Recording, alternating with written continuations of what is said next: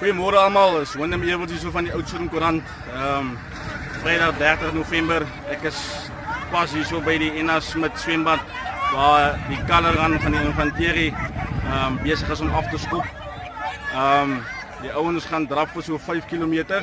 Op hulle pad gaan hulle 5 vrae moet beantwoord wat dit dromme gaan wees.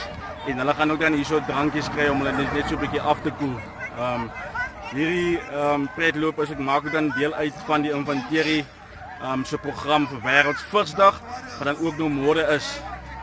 Alle sterkte vir hierdie drawers.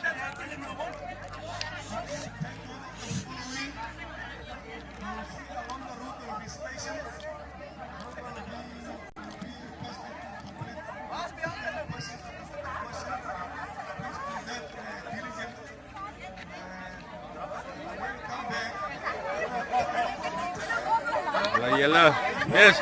Is julle gereed vandag? Is julle gereed? Yes, yes. Sê vir my gaan julle wen? Okay, julle.